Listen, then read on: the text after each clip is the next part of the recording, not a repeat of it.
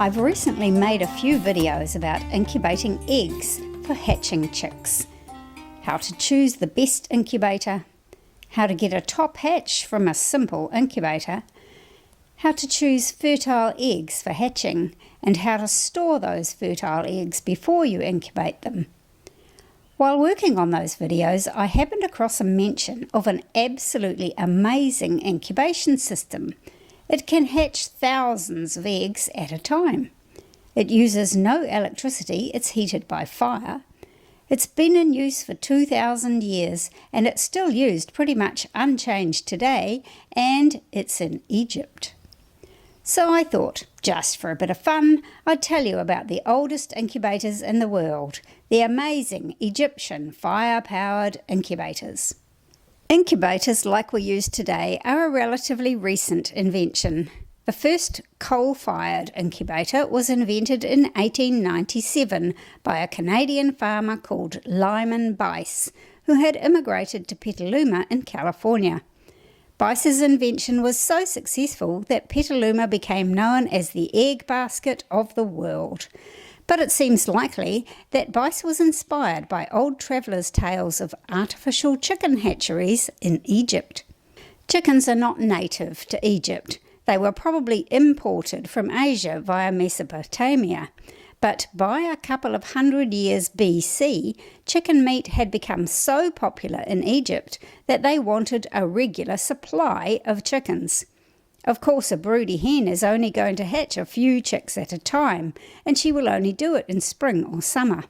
The ancient Egyptians needed lots of chicks all year round, so over 2,000 years ago, the ancient Egyptians had invented enormous fire-powered egg-hatching ovens.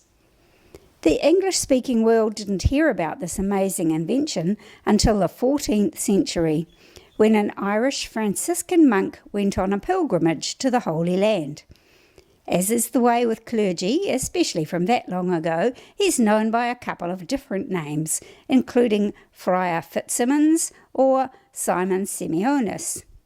On his way from Ireland to Jerusalem, he passed through Alexandria in Egypt, where he saw the Egyptian chicken hatcheries.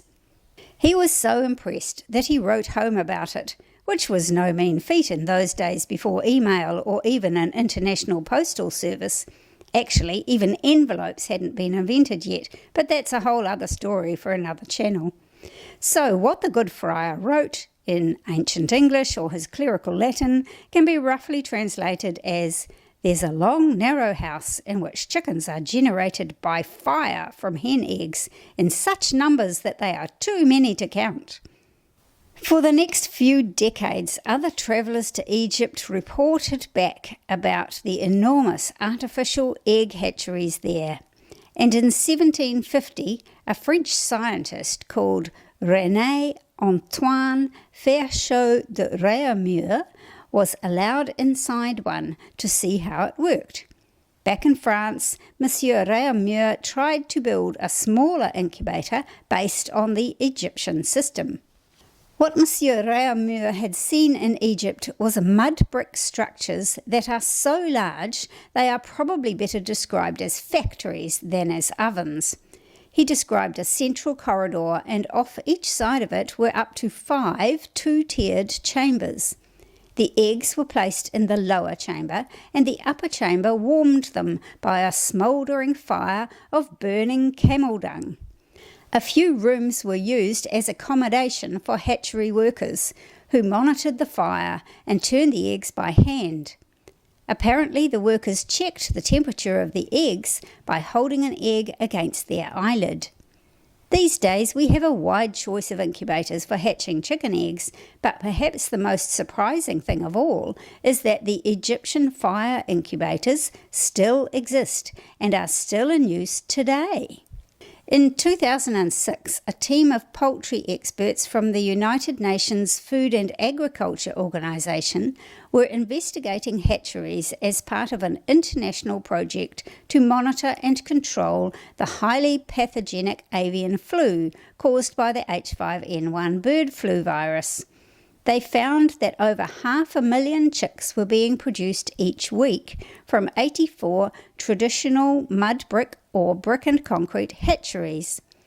These days, the heat is generated by electric lamps or petrol gas rather than camel dung, and in some of the more modern hatcheries, temperatures are controlled by a thermostat and relative humidity is measured by a hygrometer.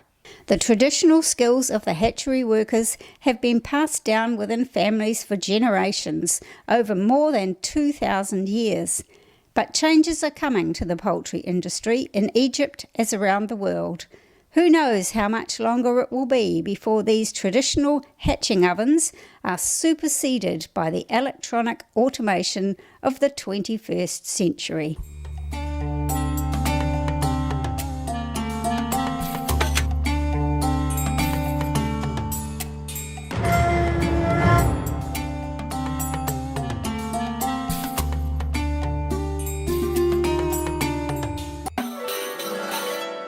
I hope you enjoyed this fun little glimpse into ancient Egyptian incubators.